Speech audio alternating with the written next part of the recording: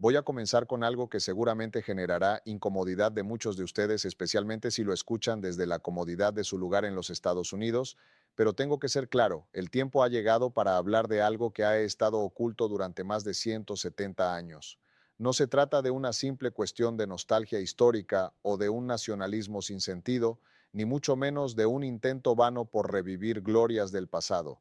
Estamos hablando de una verdad incómoda, una que el gobierno de Washington ha preferido no enfrentar, pero que México está comenzando a poner sobre la mesa de manera irreversible. Sí, estoy hablando de la posibilidad de que México recupere los territorios que Estados Unidos le arrebató en 1848. Ahora, antes de que se alarmen o piensen que se trata de una exageración o de un capricho sin fundamento, déjenme explicarles algo. Esta no es solo una demanda emocional, ni mucho menos una reivindicación sin base. No, señores, esto es una cuestión legal, un reclamo legítimo basado en principios jurídicos sólidos que de hecho han estado en el aire durante más tiempo del que muchos se imaginan. Estados Unidos ha sido un imperio fuerte, sin duda, pero incluso los imperios más grandes tienen sus grietas y ahora México está comenzando a aprovechar esas grietas, esos puntos débiles en los cimientos de la narrativa legal estadounidense.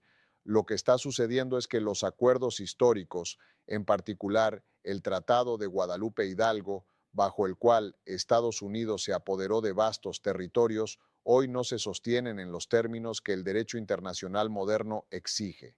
No se trata de una invasión militar, no se trata de una confrontación bélica. Lo que estamos viendo aquí es un juego legal, una estrategia que México está utilizando de manera magistral.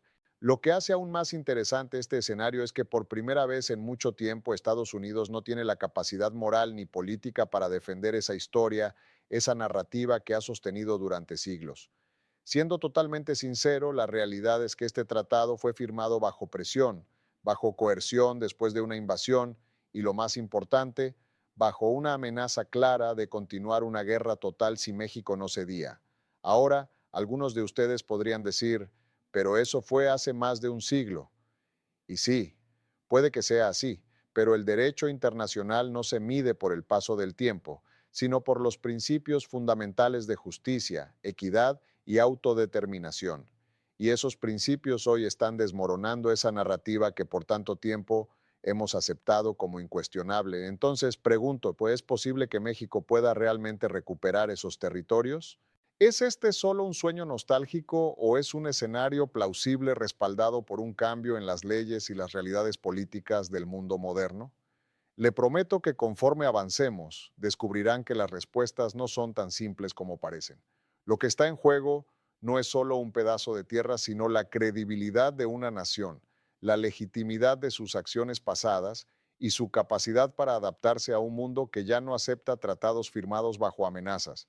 Esto es lo que se está desmoronando ahora mismo y es algo que Washington teme más de lo que admitiría en público. Déjenme ser claro desde el principio. La historia que nos han contado sobre la expansión de Estados Unidos hacia el oeste no es la historia completa. Nos han dicho que fue una manifestación del destino manifiesto, que todo ocurrió de manera legítima y justa. Pero como siempre, cuando rascamos un poco la superficie, nos encontramos con una verdad incómoda que no se ha contado en los libros de historia. Uno de los momentos más fundamentales y también más oscuros de esa expansión ocurrió en 1848, cuando se firmó el Tratado de Guadalupe Hidalgo, el acuerdo que puso fin a la guerra entre Estados Unidos y México. Y aunque muchos lo ven como un trato de paz, la verdad es que fue más un tratado de sumisión que de reconciliación.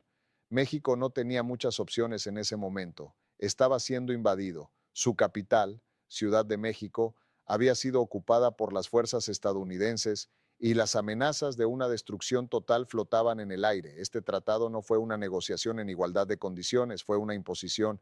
Y eso, mis amigos, es un hecho. ¿Y qué nos dice el derecho internacional sobre esto? Bueno, en términos simples, un tratado firmado bajo coacción o amenaza no tiene valor legal. Los principios básicos del derecho internacional son claros. No se puede forzar a un país a firmar un acuerdo bajo presión militar y mucho menos cuando la vida de su pueblo y su territorio están en juego. Y aún más importante, un tratado que fue firmado bajo tales circunstancias que fue impuesto no puede ser considerado válido hoy bajo los estándares modernos. Miren, si analizamos el Tratado de Guadalupe Hidalgo con la perspectiva de la ley internacional contemporánea, la situación se vuelve aún más grave.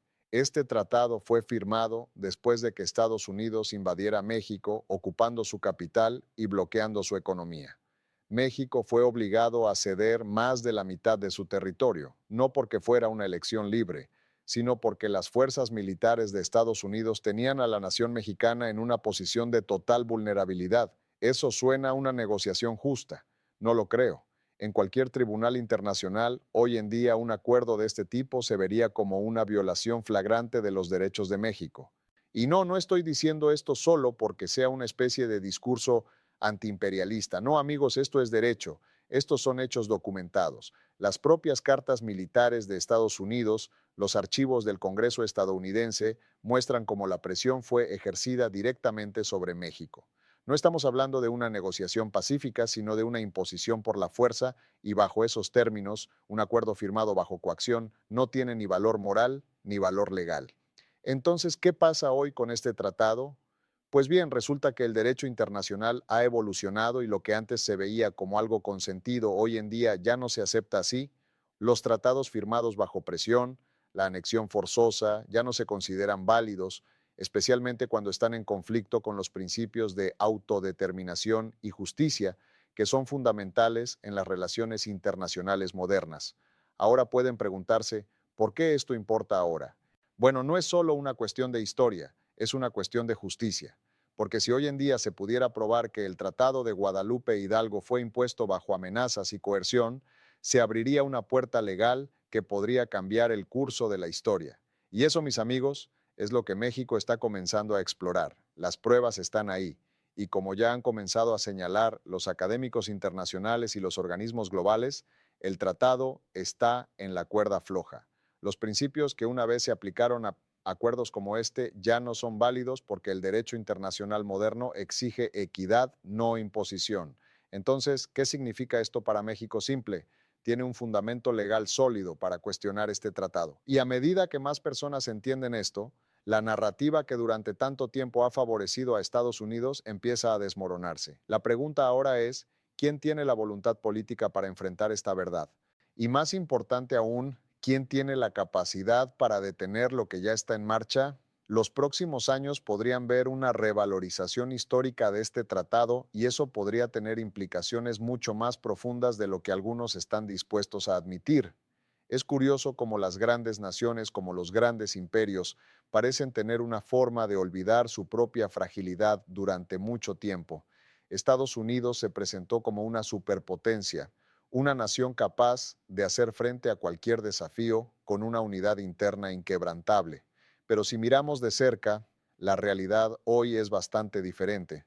Si hace unos años nos hubieran dicho que Estados Unidos podría estar en una situación tan vulnerable internamente, muchos habríamos reído o incluso lo habríamos descartado como una teoría exagerada. Pero aquí estamos. Y la verdad es que la grieta está mucho más profunda de lo que parece hoy en día. Estamos viendo un país fracturado, dividido no solo por diferencias políticas, sino por una polarización que afecta a todos los aspectos de la vida pública. Hace un par de décadas Estados Unidos era un referente de democracia y estabilidad, pero hoy la imagen de esa unidad parece cada vez más como un espejismo.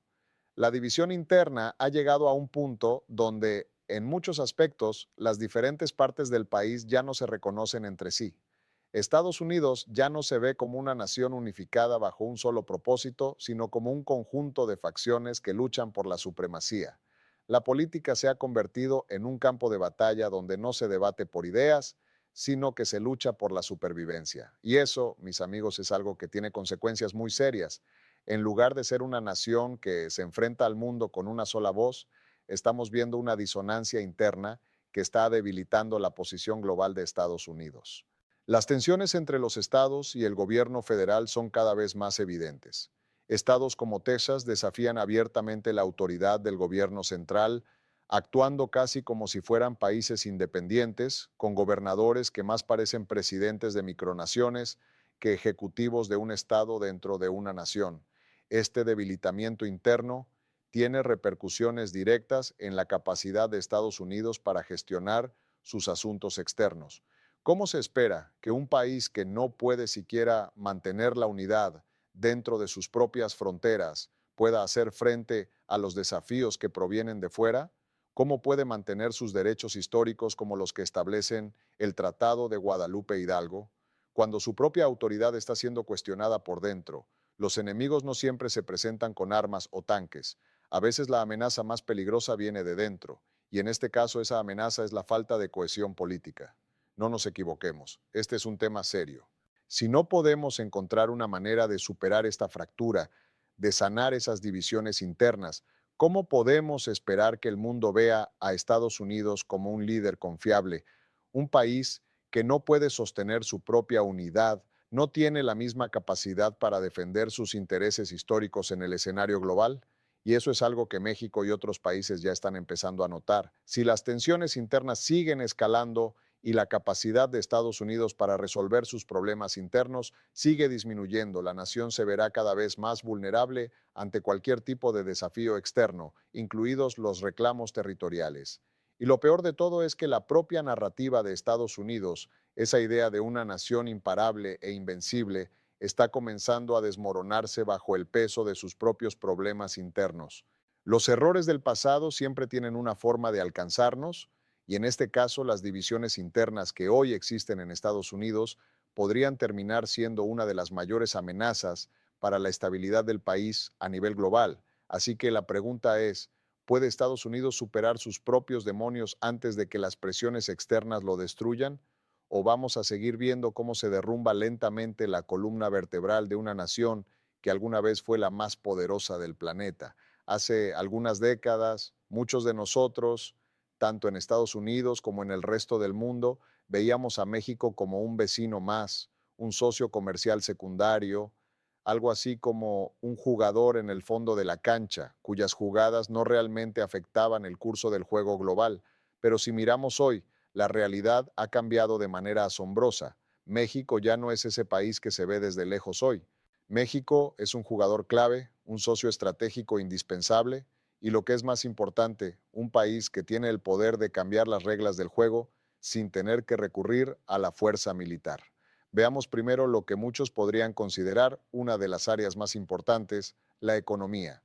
México se ha convertido en uno de los principales motores económicos de América Latina, no solo por su mano de obra barata, sino por su increíble capacidad de innovación y adaptación.